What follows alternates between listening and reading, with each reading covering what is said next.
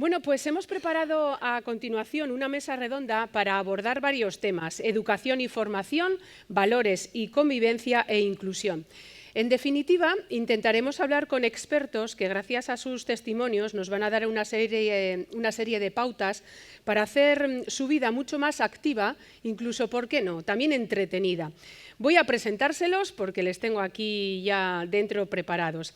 Están con nosotros Aurora Madariaga Ortúzar. Ella es doctora en ocio y profesora de la Facultad de Ciencias Sociales y Humanas de la Universidad de Deusto. Aurora, por favor, si eres tan amable, toma asiento.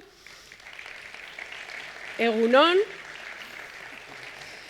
También está con nosotros Koldo Bilbao, BBKko nagusien arloko arduraduna, sasoiko, ongi etorri, Koldo. Nos acompaña María Silvestre, doctora en Ciencias Políticas y Sociología, catedrática de Sociología de la Universidad de Deusto. Eskerrik asko, María, hemen gurekin izatagatik. Y María Gutiérrez, técnica de proyectos en Bizkaia Gara.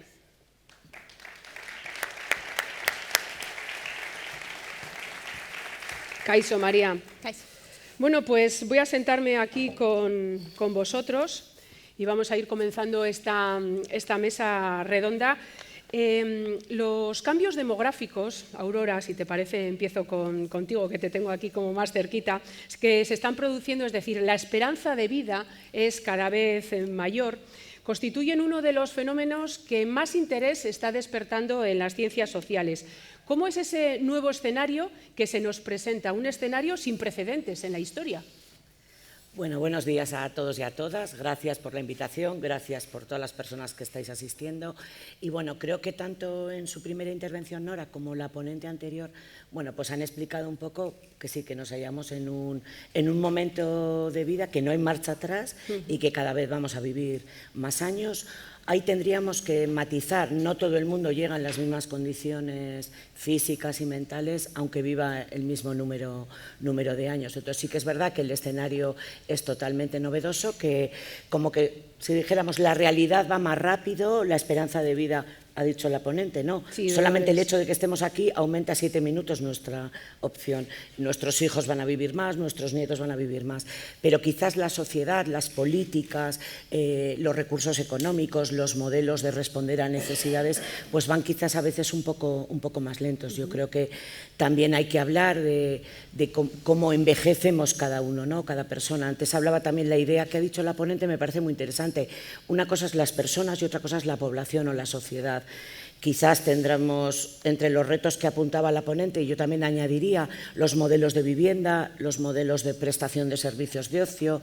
¿Por qué cuando una persona mayor se hace más dependiente inmediatamente disminuye su posibilidad de participar, las oportunidades que tiene, y también tiene derecho y derechos a participar, aunque sea de otra manera? Entonces, creo que el escenario es totalmente distinto, que bueno, nos han ido avisando, y lo mismo que ahora el concepto joven es más amplio.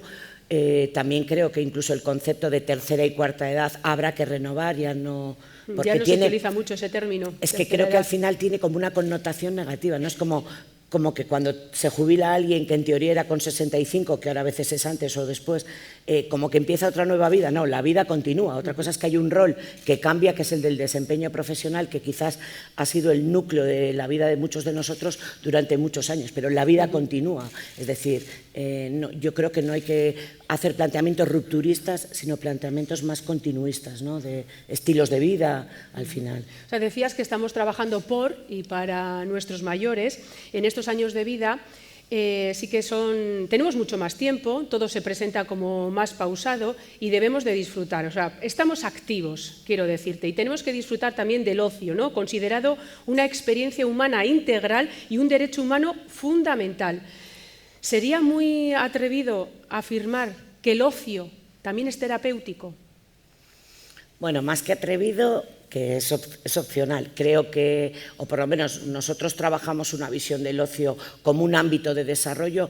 Insisto en la idea anterior, no aparece el ocio cuando nos jubilamos. El ocio forma parte de la vida de todos nosotros desde que nacemos hasta que nos morimos, y no sé si en el más allá habrá ocio o no habrá ocio. Quiero decir que no es algo que aparece. Por eso decía que al final el estilo de vida de ocio y las oportunidades, claro que pueden aumentar cuando tienes más tiempo libre, pero también tienen que ver con tu estilo de vida de ocio anterior. Si a ti te ha preocupado o has tenido inquietudes relacionadas con el deporte, con la cultura, con el otro, con el voluntariado, muchas veces al tener más tiempo dedicas más tiempo, o es verdad que incluyes nuevas actividades.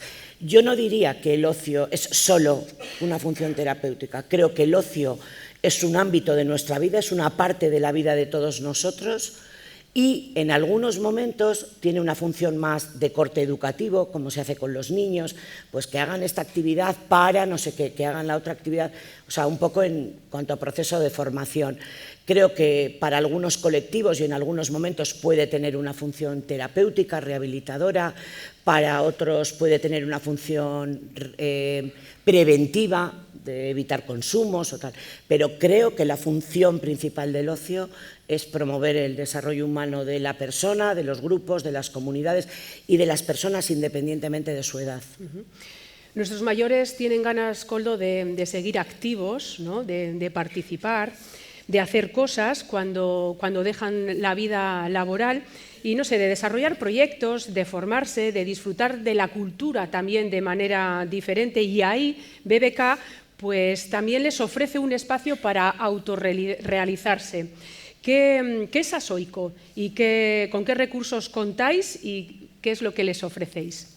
Vale, bueno, egunon a todas y a todos, y eskerrik asko por venir. Bueno, Sasoiko arranca a finales del 2019 como un laboratorio de pruebas en dos líneas de trabajo. Por un lado estaba el aprendizaje a lo largo de la vida, ¿no? Sí. Como hemos ido escuchando, en las diferentes etapas de la vida tenemos que ir aprendiendo nuevas cosas, nuevas fórmulas y tener nuevas herramientas de poder vivir. Y tenía una segunda línea de trabajo que era la participación social, ¿no? Formar de alguna manera para poder seguir desarrollando proyectos o de alguna manera servir como formadores. Y generamos un espacio de innovación social de alguna manera para empoderar a las personas y darles voz. También ofrecerles un espacio donde poder traer sus proyectos y llevarlos a cabo.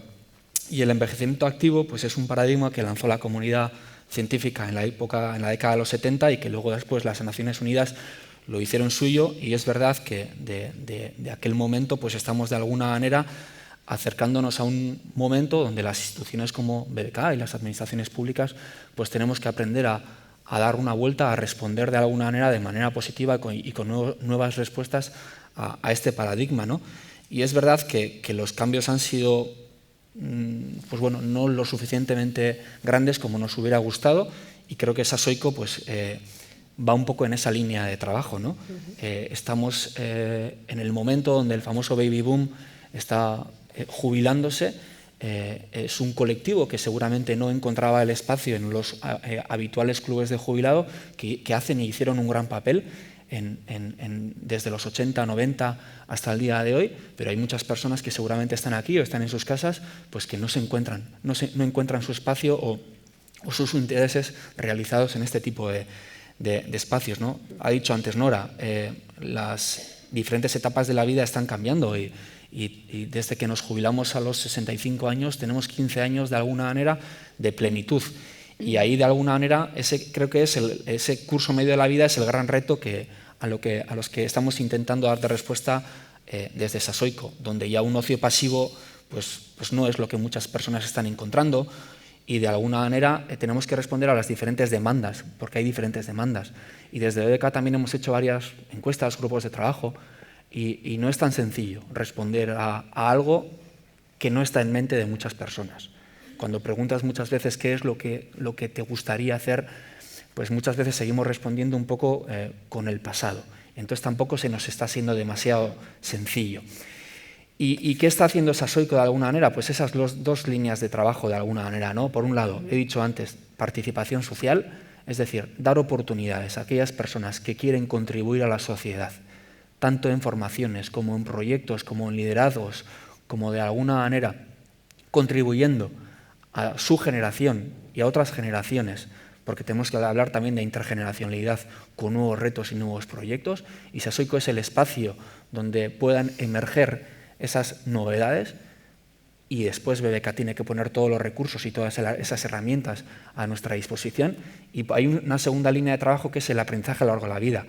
Y este año, en septiembre, pusimos en marcha un piloto con la Universidad de Deusto, que se llama iCheck-in, de alguna manera, donde a esas personas con más de 55 años les dábamos una nueva formación, pero no una formación orientada a la alfabetización o a la empleabilidad, sino de alguna manera para responder los años que tenemos por delante, porque hay muchísimas formaciones, hay muchísimas necesidades que el colectivo va a tener que adquirir para uno y también para el resto de las personas, ¿no? Hablas en todo momento eso de crear proyectos, en recibir formación, ¿no? Que estas mismas personas también a su vez pueden ser formadores de activación comunitaria. Por lo que veo estamos hablando de una participación social, ¿no? Me imagino que te refieres a eso. ¿La sociedad sigue necesitando a nuestros mayores? Claro. Además parece que en agenda está otra vez esa intergeneracionalidad, ¿no? La necesidad de tener que vivir y convivir en comunidad, que sí es importante, entre diferentes generaciones, porque si no parece que hacemos vidas totalmente separadas. Y ahí, de alguna manera, estamos por un lado, el darles esas posibilidades, de alguna manera, que creo que en la jornada de hoy se van a trabajar, aspectos que responden a las necesidades de uno en las diferentes etapas, y luego están esas formaciones que tú decías que sirven para ayudar a otros, ¿no? Y pongo 3 ejemplos. Junto a SECOT se están realizando formaciones, se está formando a personas mayores para que a su vez sean formadoras de la brecha, para intentar responder a la brecha digital, ¿no? Hay personas que por su situación laboral ya están digitalizadas y con pocas formaciones de alguna manera pueden ser quienes formen a otras personas. Y hay otro ejemplo también de José Mi Cortijo que nos trajo un proyecto de vida en un momento donde la agenda también nos lleva a hablar de las emociones y de la salud mental, que ha formado a un grupo de personas que a su vez se van a convertir en formadores. Y hay otro tipo de personas que están viniendo a Sasoiko que evidentemente reciben una formación y el objetivo puede terminar ahí desarrollando un proyecto. Pero lo que sí les intentamos explicar es que de alguna manera, estando en ese momento vital, con tanta fuerza, tanto conocimiento y tanta experiencia, es el momento también de lanzar ese mensaje de que toca devolver a la sociedad. Y no estamos hablando de volver a trabajar ni de invertir una partida importante de horas, sino a veces los compromisos pequeños también son suficientes como para de alguna manera seguir contribuyendo a la sociedad, porque es lo que nos va a tocar, ¿eh? Voy ahora con María, luego seguimos, Koldo, que sé que tienes mucho que aportar a esta mesa. María, el respeto, la responsabilidad, la empatía, la autoestima y la gratitud son algunos de los valores claves para la convivencia. El cómo se utilicen, ¿no? Pues puede ser que las relaciones en sociedad sean más positivas. ¿Somos una sociedad tolerante con nuestros mayores? Es difícil generalizar, pero sí es cierto que ha cambiado bastante, ¿no?, el imaginario social en torno a lo que supone ser una persona mayor, ¿no? Veníamos igual de unas décadas muy atrás, ¿no?, en las que había mayor respeto, ¿no?, por lo que implicaba ser mayor, por lo que implicaba la experiencia de alguien que es mayor. Y en la sociedad actual, ¿no?, que está muy determinada por la imagen, por la rapidez, por la juventud, por la inmediatez, el ser mayor es algo que no se valora en sí mismo, ¿no? Y al no recibir el valor social o ese reconocimiento, pues carece muchas veces del respeto y de la invisibilidad. ¿Pero qué es ser mayor? Por eso, yo creo ¿Qué que es la edad?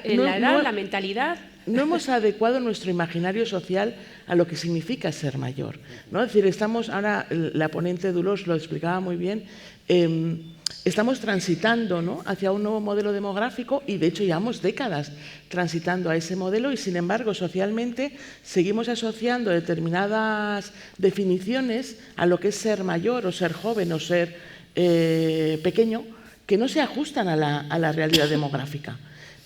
Y sin embargo, y eso lo vamos a ir viendo, y yo creo que se está viendo ahora mismo en campaña electoral, que las personas mayores de 65 años tienen un peso social y político cada vez mayor. Y eso va a generar mayor fuerza social, mayor reconocimiento y mayor atención a sus necesidades y demandas. Y es algo que los jóvenes están perdiendo, es decir, pueden tener un valor asociado al imaginario, pero socialmente están mucho menos atendidos, porque la presión que pueden ejercer es mucho más pequeña, porque el número es menor, ¿no? Es decir, la juventud se cura con la edad, es cierto, ¿no? Pero es decir, que el peso social y demográfico que tienen las personas mayores de 55, mayores de 65 años, va a tener un impacto muy grande sobre ese imaginario y sobre el respeto y el reconocimiento que van a ir adquiriendo por parte, sobre todo, de las instituciones. A mí muchas veces cuando tengo que prepararme las mesas redondas me gusta coger ciertas palabras, ¿no?, y recurrir a la RAE. Por ejemplo, convivencia, que según la RAE significa vivir en compañía de otro u otros, ¿no? Saber convivir es ese componente también social, ¿no?, que debería de venir muchas veces de fábrica. ¿Crees que sabemos que el convivir, por ejemplo, con nuestros mayores nos ayudaría a crear escenarios sociales más empáticos, quitaría más problemas? Yo creo que una convivencia intergeneracional es un reto y es clave. Es verdad que tendemos, ¿no?, a unirnos, a juntarnos, a divertirnos o a estar con aquellas personas que están más próximas a nuestra edad, a nuestra experiencia vital.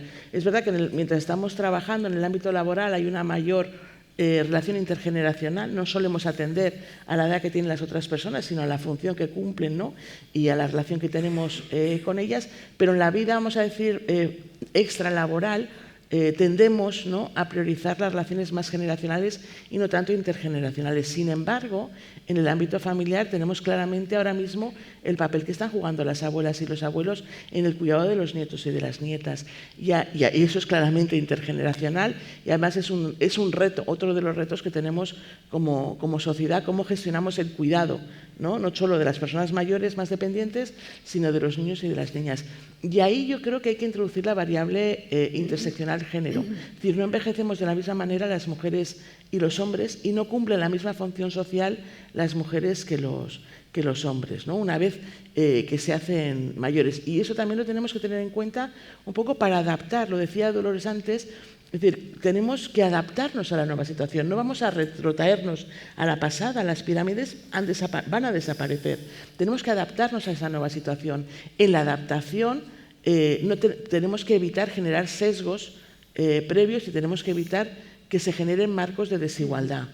Y una forma de hacerlo es reconocernos también en la diversidad, es decir, somos personas, o hay personas mayores, pero las personas mayores también son diversas. No es lo mismo ser hombre, mujer, tener estudios que no tenerlos, tener un entorno rural próximo, vivir en un entorno urbano más aislado. Es decir, hay elementos y variables que inciden en el hecho de hacerse mayor. O sea, si conviviéramos más, avanzaríamos más como grupo. Si generáramos marcos de interrelación y de reconocimiento mutuo, claramente, es decir, cuando ahora se reivindica, ¿no?, la comunidad como agente también, ¿no?, de cambio y de solidaridad, estamos reclamando eso, ¿no?, el reconocernos unos a otros, ¿no?, y el convivir de forma conjunta. Voy ahora contigo, María. Hacer sentir parte de la sociedad a nuestros mayores es hacerles participar. Y ahí hablamos de inclusión social. ¿De qué hablamos cuando nos referimos a este concepto? Pues es un concepto muy específico. Y yo diría al público, ¿os sentís incluidas? ¿Qué es la inclusión, ¿no? ¿Incluidas o incluidos? Incluidas. Bueno, es un poco recogiendo el testigo que mis compañeras de mesa están hoy aquí, pues la inclusión social en concreto no es tanto de la edad, ¿no? Es más de un concepto socioeconómico. Depende mucho de las personas de estar incluidas o no de las realidades desde donde nos movemos. Entonces, y la participación social, que también Koldo apuntaba, y desde el ocio, no depende de la edad, depende de lo que la experiencia de vida hemos tenido desde que casi hemos nacido. Nuestro ocio, nuestras maneras de entender la sociedad como colectivos, como personas comprometidas, ¿no? Entonces, desde ahí es esa parte, ¿no? No depende de si las personas mayores están incluidas o no, sino de si la inclusión social de la que hablamos estamos todas las personas de la sociedad incluidas o no. Y todas las personas no es de edad, sino está muy marcado por el tema socioeconómico, las relaciones sociales que tenemos, las posibilidades de estar acompañadas, de la participación. Si yo ahora digo, por ejemplo, ¿cuántas personas que estáis aquí estáis en grupos que trabajáis en grupos del barrio, por ejemplo? A ver, gente que levante la mano. ¿Vale? Gente que baja a las reuniones de comunidad. ¿Vale? Sí. Personas que vuestro tiempo os gusta compartirlo para pensar en cultura, en gente que cantáis los coros, en los coros. ¿Sí? Ha habido personas que a lo largo de vuestras vidas, y la mía misma y la de todas, hemos estado participando activamente. ¿Y ahora qué tenemos? Pues tenemos una sociedad con una edad desde los 60 a los 70, 80, que habéis vivido épocas sociales muy potentes. Y ese compromiso con la sociedad que tenéis y que nos habéis hecho muchas veces partícipes a vuestros hijos, hijas y ahora nietos, nietas y bisnietas que vamos a tener, pues eso es un poco lo que desde nosotras, desde Bizkaia Gara o desde los proyectos en los que yo participo, intentamos recoger. Es que ahí te quiero preguntar, porque tú eres técnica de Bizkaia Gara y a veces tan solo hay que tocar la puerta, ¿no? Entrar, conocer, preguntar. Claro, es entrar, preguntar, pero es preguntarnos a nosotras mismas también. ¿Dónde estoy? ¿No? ¿Con quiénes estoy? ¿Con qué me mueve? ¿Qué es lo que me interpela a mí? ¿No? Porque hay una compañera que comenta siempre, me interpela, pues me toca. ¿Qué me toca? Pues me toca la vida, que es lo que estamos diciendo. Vamos a tener más vida, vamos a tener más años y vamos a tener unas condiciones que nos van a marcar muy concretas. Unas condiciones de salud, que ya se hablará en la mesa, unas condiciones económicas que ya están claras, unas instituciones que también vamos a tener que ser responsables en cuanto a ese tipo de demandas y necesidades y escuchar a la población. Que vais a ser o vamos a ser más, que ya hemos visto la torre, ¿no? Sí. Y también vamos a tener que generar espacios donde nos podamos escuchar.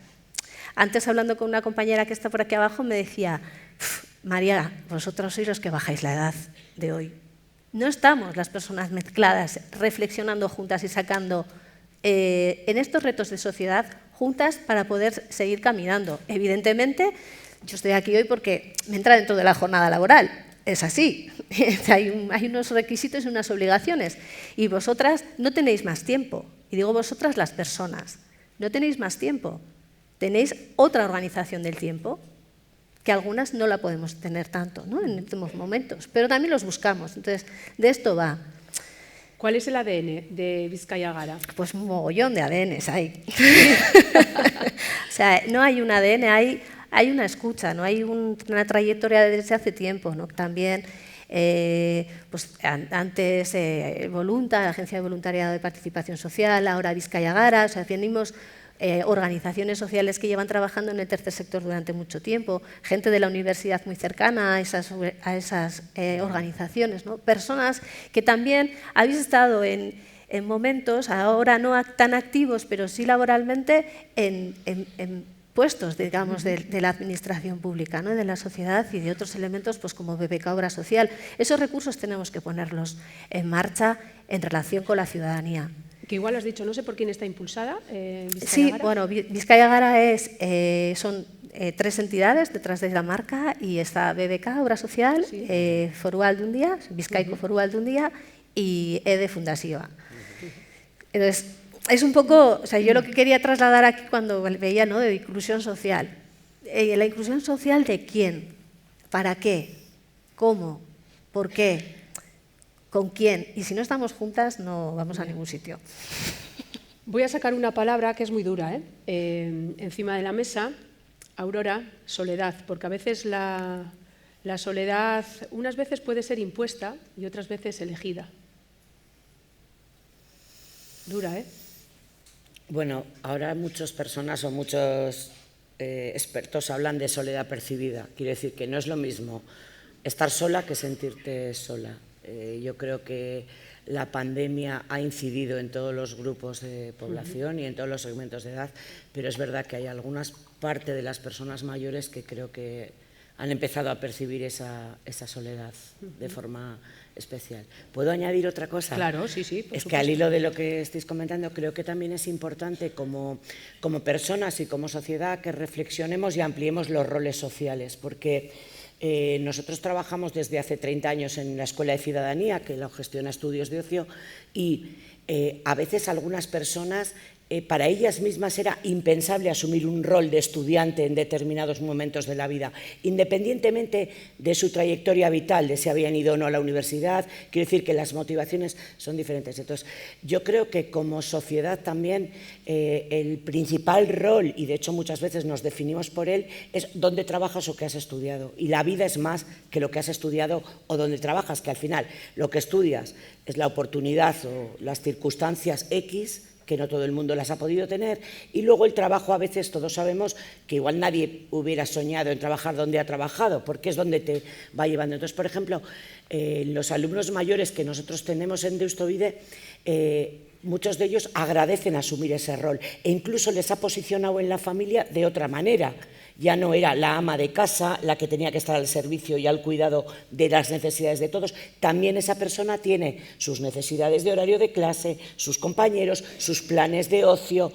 Es decir, los roles. ¿Por qué siempre estamos restringiendo? Cuando si vamos a vivir, bueno, no sé, cada uno, luego esto es una media, pero quiero decir, si es verdad que vamos a vivir, somos mucho más. Muchos de nosotros eres madre, amiga, pareja, no sé, trabajadora, yo qué sé, cantante, pintora o ciudadana de Bilbao y voluntaria en tu barrio. Es decir, somos mucho más que lo que realmente trabajamos o estudiamos, ¿no? Entonces, y luego, ahora paso la palabra, pero antes lo decía Koldo y a mí también me parece muy importante y lo hemos comentado. Hablamos de participación todo el rato, pero al final todas estas diferentes iniciativas y diferentes proyectos lo que hacen es gestionar oportunidades. No podemos participar si no tenemos oportunidad de participar, aunque lo deseáramos. Pensad por un momento, todos queremos participar en algo, pero si no se da diferentes circunstancias y participación es imposible. Entonces, a mí esa idea, ¿no?, que tenemos que ampliar también, pues eso, incluso en nuestras propias funciones a lo largo de la vida, ¿no?, y que todos no demandamos lo mismo, todos no queremos el viaje del Inserso, todos no queremos igual ir a la Uni de Deusto, o al aula de la experiencia o a Sasoico, pero hay opciones, o a Vizcaya Gara o a lo que fuera. Entonces yo sí creo que vivimos en un país y en un territorio muy desarrollado, con un buen nivel de calidad de vida, que sí se preocupa de los mayores, digo, con relación a otros países latinoamericanos o a otras culturas que no hay estas oportunidades. María. Entonces, la soledad pues contribuye a mejorar o a disminuir todo esto. Un poco recogiendo el hilo del tema de participación, nosotras siempre decimos, y es algo que no es nuevo, que no voy a decir yo muchas cosas nuevas que no sepáis ya, pero la participación hay que saber en qué participar, hay que querer, en qué quiero, porque parte de mí, y voy a dejar mi tiempo, que es súper valioso, y tengo que poder. Entonces, nosotras siempre intentamos trabajar en esos tres pilares que son muy básicos, pero son fundamentales para poder trabajar como colectivo y participar en una comunidad. Y luego lo que estaba diciendo también la compañera, las necesidades, puede que yo no las tenga, pero sí me preocupa lo que afecta a mi vecino, a mi vecina, o a otro tipo de realidades que son más vulnerables. Y ahí sí podríamos estar hablando de exclusión social. Colectivos que están excluidos y por qué. María, ¿querías aportar algo? Y ahora voy contigo, sobre todo Koldo. con el tema de la soledad, porque creo que también es algo que tenemos igual asociado a un imaginario que muchas veces no se corresponde con la realidad. Es decir, los estudios sobre soledad percibida que comentaba Aurora revelan que la población que más sola se percibe es la población joven, ¿no? La gente que está entre los 18 y los 25 años se percibe más sola, no que lo esté, se siente más sola que la gente mayor de 65 años. De hecho, la población mayor de 65 años suele obtener datos mucho más positivos en cuanto a si se sienten felices, si sienten que disfrutan de la vida. Es decir, el hacerse mayor también lleva implícito muchas veces el madurar y sobre todo el reconocer la suerte que tienes, ¿no? Y en valorar lo que estás haciendo y que lo que haces te sientas, ¿no?, que lo estás disfrutando y que merece la pena, que hay que aprovecharlo, ¿no? Y eso llega también con la edad y con esa madurez. Entonces, muchas veces las encuestas sobre felicidad, sobre satisfacción, sobre percepción de soledad, la gente mayor puntúa mejor que la gente más joven.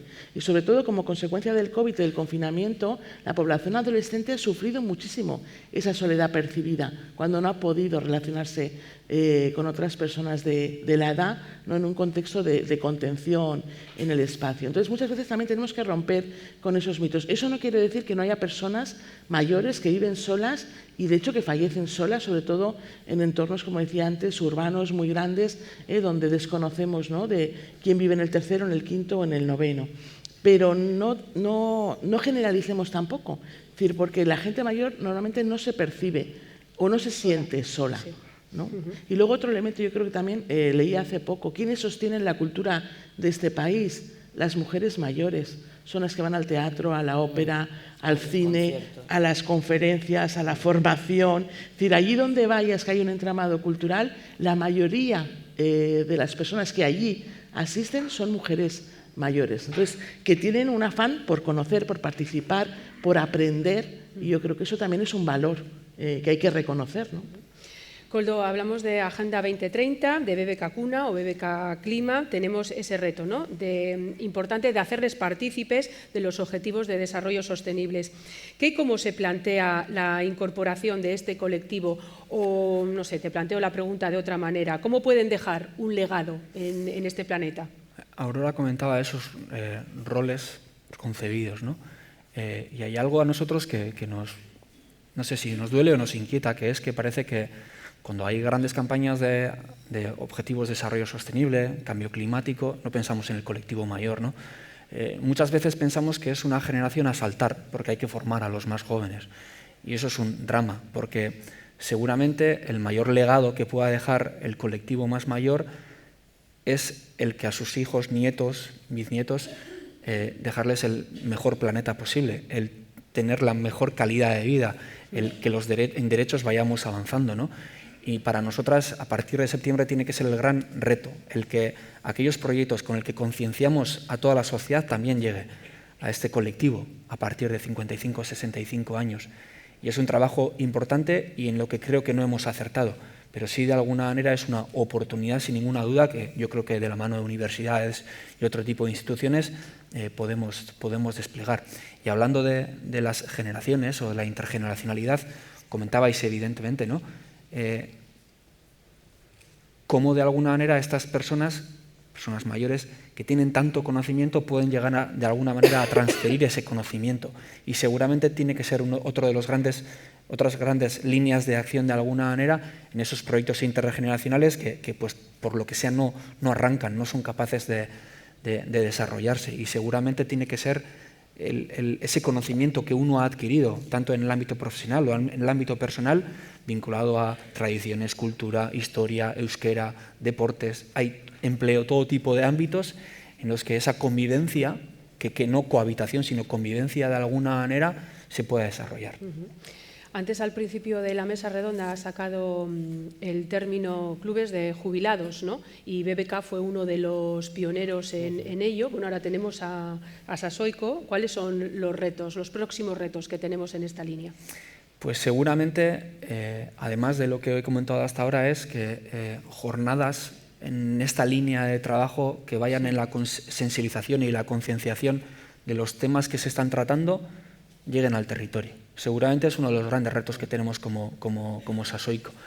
Y a partir de los próximos meses tenemos que trabajar. Sabemos que hay muchos municipios, muchas mancomunidades que hacen un gran trabajo en esa concienciación de hacer ver que hay, lo que has comentado de alguna manera, toda la vida que nos queda por delante, todos los retos que tenemos, todos los cambios que nos vienen de alguna manera, pero también integrar la participación social, un ocio inclusivo, de alguna manera los derechos, el convivir con este tipo de colectivos, tratar los temas como hemos comentado, cambio climático, Agenda 2030, o hablar de los temas que les va a tocar de alguna manera, o ese tipo de herramientas, ¿no?, de la salud emocional u otro tipo de nuevas soledades que se estén dando de alguna manera. Ese tiene que ser el gran reto de Sasoiko, el intentar llegar a todo el territorio y concienciar de alguna manera a toda la sociedad.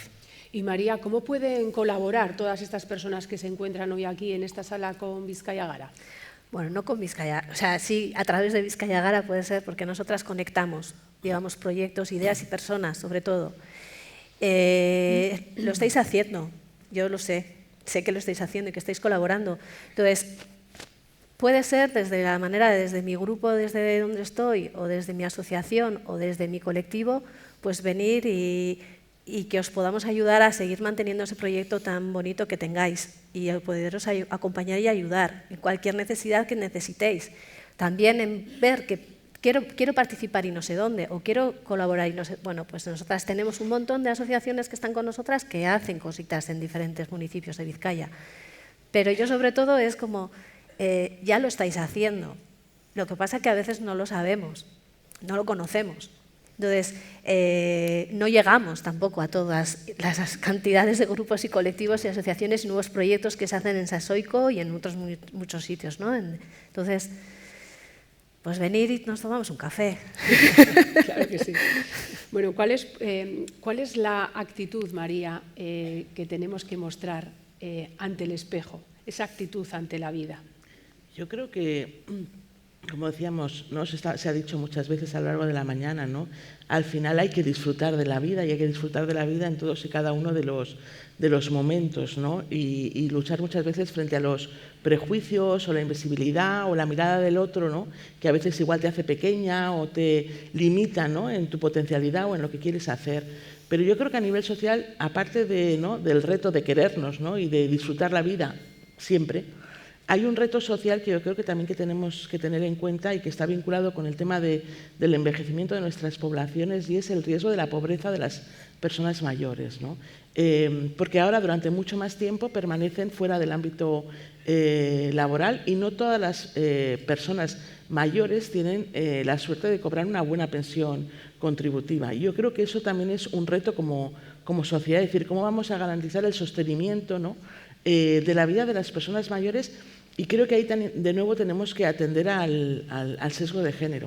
Es decir, hace unos años había muchas mujeres que llegaban a ser mayores sin haber trabajado fuera de casa, pero sí habían trabajado y muchísimo en sus casas, y cuando enviudaban, ¿no? Vemos cómo se les reduce esa pensión casi al 50%, que es sumamente injusto, ¿no? Porque es una proyección de lo que la sociedad y las instituciones valoran su contribución, que es muy poca.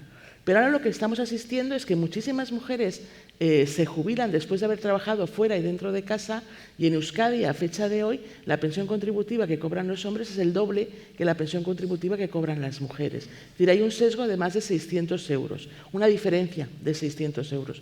Yo creo que tenemos que ser conscientes de ello, porque lo decía Aurora, uno no entra en el ocio cuando se hace mayor. Y uno, cuando se hace mayor, es consecuencia de las decisiones y de los actos que ha hecho a lo largo de toda su vida. Entonces, si una mujer ha estado cuidando de sus hijos e hijas, ha reducido su jornada laboral, o ha ido a una jornada parcial, o ha pedido una excedencia, o se salió del mercado durante unos años y luego lo ha vuelto a hacer para cuidar a su madre mayor, esas decisiones que muchas veces están condicionadas, ¿no? por lo que socialmente se espera de nosotras y de nosotros, tiene consecuencias en la edad adulta y tiene consecuencias cuando nos hacemos mayores. Y social e institucionalmente tenemos que ser conscientes de que eso es así y prevenir, ¿no? que las personas mayores caigan en la pobreza o estén en riesgo de pobreza. No todas ellas, porque ya decíamos antes, ¿no? Y de hecho esto que voy a decir va a ser políticamente incorrecto, pero las personas mayores en Euskadi tienen de promedio mejores ingresos que las personas jóvenes que se incorporan al mercado laboral, porque los salarios de la gente joven que entra hoy a trabajar son muy bajos, ¿no? Entonces, muchas veces perdemos el foco, ¿no? No tenemos una mirada integral, ¿no? de cómo se redistribuyen nuestros recursos y cuál es la función social que cumplimos y que jugamos en esta sociedad. Entonces, el tema intergeneracional es muy importante, pero una mirada integral, ¿no? de solidaridad integral, yo creo que también es fundamental. Aurora, ¿quieres decir algo? Yo un poco en la línea de lo que estamos comentando, y es verdad que al final te resuenan un montón de cuestiones sobre las que podríamos seguir hablando. Me gustaría apuntar que decimos el aprendizaje a lo largo de la vida, que es un contexto que más o menos lo compartimos todos, pero al que también se han tenido que ir adecuando, en este caso las universidades, por ejemplo, ¿no? que eran como unos lugares en los que estudiabas durante unos momentos de tu vida, pero no a lo largo de toda tu vida. Y luego también me gustaría que a veces cuando hablamos de intergeneracional parece que, o yo por lo menos en la realidad realidad que me muevo siempre son experiencias entre abuelos y nietos, o abuelas y nietas, o niños y resulta que nosotros, es verdad que de manera más puntual, pero nosotras hemos hecho alguna actividad compartida entre alumnos mayores de formación continua y alumnos de grado, y claro, la primera vez que se ven en el mismo sitio, claro, no se reconocen como alumnos, pero realmente su rol en ese momento, la idea anterior que yo decía, ¿no?, son de alumnos. Entonces, claro, vuelven a sus casas, cada uno de ellos, pues que han estado con alumnas de grado, que han estado con, bueno, como hay más alumnas, pues suelen participar más ellas, con alumnas mayores, que podrían ser igual su abuela o, bueno, o yo qué sé. Entonces, creo que también lo intergeneracional nos tiene que ir como una mancha de aceite calando en todas las... No solo es ir a un... porque sí que el ocio puede ser un ámbito facilitador de lo intergeneracional, ya, pero no es ir al cine juntos, porque eso no es convivencia, sino que a veces hay que provocar otro tipo de espacios donde eso, al principio igual casi ni nos reconocemos, pero que luego podemos conocernos mutuamente. Esta pregunta, para quien la quiera coger, no sé si creéis que se quiere desconectar a la gente mayor de ciertas entidades. Es decir, ¿recordáis aquella campaña del médico valenciano de 78 años que dijo: soy mayor, pero no tonto, o sea, soy mayor, pero no idiota, ¿verdad? Quizá ahí también, por sacar un poco lo del tema de la brecha digital, ¿no? Sí, no sé, ¿qué yo iba a opináis? comentar un poco que está relacionado también con el tema de... lo he dicho antes, el tema de la inclusión o el tema de la participación. También tenemos que mirarnos cómo estamos dirigiendo los diferentes canales de comunicación de información a los diferentes colectivos de personas. No solo por la edad, porque hay personas que puedan tener una edad adulta avanzada, que son máquinas con el móvil, que tienen una agilidad impresionante para organizar un drive o poder poner, o sea, que tienen grandes habilidades digitales, pero también hay personas que no las tienen. Entonces, el cómo ayudarnos, porque también hay personas jóvenes que no tienen ni idea, o sea, que siempre decimos que la brecha digital está en las personas mayores porque son más, pero no porque no sepan, sino porque necesitan igual otro tipo de apoyos, ¿no?, como otros colectivos. Entonces, creo que sí que hay un cuidado de, ojo, cómo estamos haciendo esa relación entre los diferentes estamentos de todo tipo de la vida cotidiana a la relación con la ciudadanía. Entonces, en no limitarnos como sociedad simplemente en esos canales de comunicación e información.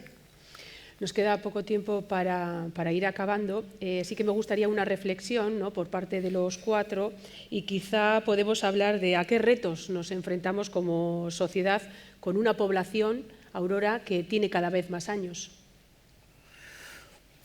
Pues bueno, algunos ya los hemos ido comentando. Sí. Yo creo que hay un reto que no lo hemos comentado, que está aquí, que al final, como, bueno, creo que María apuntaba a la idea de imaginarios, la idea, creo que como personas y como sociedad tenemos que resetear o redefinir algunos conceptos vinculados a las personas mayores, a su capacidad, a su potencial, al rol, a las oportunidades, un poco a todo. Y para cerrar, y que puedan cerrar mis compañeros, insistiría en la heterogeneidad de las personas mayores, porque creo que a veces, bueno, pues es una manera al final de construir argumentos, de organizar, de gestionar programas, y tendemos un poco a generalizar, pero realmente detrás de cada persona hay unas necesidades, hay unas circunstancias, y creo que eso es el principal reto que como sociedad, si queremos dar calidad a la vida o disfrute y todo lo que hemos hablado, pues creo que es fundamental. ¿Koldo? Únicamente sumar, que lo hemos comentado antes, que es todo y en comunidad. Quiero decir, cuando hablamos de brecha digital, yo mismo no me he puesto nunca con mi madre a enseñarle cómo utiliza el móvil. Quiere decir que a veces no hay que esperar a la administración pública que lo haga, sino de alguna manera, si creemos en esos espacios intergeneracionales, vayamos a hacerlos cada uno en su casa. Empezando por ahí, porque siempre hablamos de retos y en nuestra casa no lo ponemos en marcha. Pero evidentemente generar espacios y oportunidades y hacer ver de alguna manera, hacernos ver que tenemos que hacer lo mismo que ofrecemos al resto de la sociedad, de esa diversidad. Yo creo, por un lado, tenemos que reconocer que vivimos en sociedades de bienestar, que nunca, si miramos la mirada atrás, nunca antes, ¿no?, hemos tenido tantos niveles de bienestar y de satisfacción vital, y el envejecimiento es una de ellas, pero eso implica adaptarnos a una situación nueva y adaptarnos social, política, económica e institucionalmente. Uno de los retos es qué rol van a jugar las personas mayores de 65 años que tienen una esperanza de vida de 30 por delante y que están ya fuera del mercado laboral. ¿Cuál va a ser ese rol? ¿Se va a modificar la edad de jubilación? ¿Hace falta hacerlo? ¿Está en riesgo el modelo de bienestar? Yo sinceramente creo que la sostenibilidad económica está garantizada no por la natalidad o el envejecimiento, sino de cara a las nuevas tecnologías, lo que implican, ¿no?, las nuevas tecnologías aplicadas a la economía y cómo se genera la productividad con muchísima menos gente, ¿no? Entonces, los cambios que nos vienen van a ser abismales y además van a ser muy rápidos, ¿no? De la mano no solo de la demografía, sino de otros muchos cambios que nos rodean. Y vamos a tener que saber adaptarnos a ellos y no generar márgenes, no generar, ¿no?, que no haya grupos sociales que se queden en esos márgenes y que se queden fuera, ¿no?, de todos esos cambios. María. Pues yo todo lo que han comentado, pero también diría que tenemos un gran reto de conectar, de conexión a todos los niveles, desde la conexión que se puede dar en nuestros barrios con diferentes personas que también viven en ellos, desde la conexión entre los proyectos diferentes que movemos desde diferentes lugares y desde la conexión que podamos tener desde las instituciones públicas y los recursos que tenemos para ello, como sociedad de avance, por los retos que nos vienen y porque yo también quiero vivir hasta los 100. Claro, claro que sí. Bueno, pues muchísimas gracias a los cuatro por vuestras aportaciones, por vuestras reflexiones a la jornada de hoy. Y alguno que otro estaba un poquito más nervioso. Vamos a darles un aplauso ya, que lo han hecho fenomenal, ¿verdad?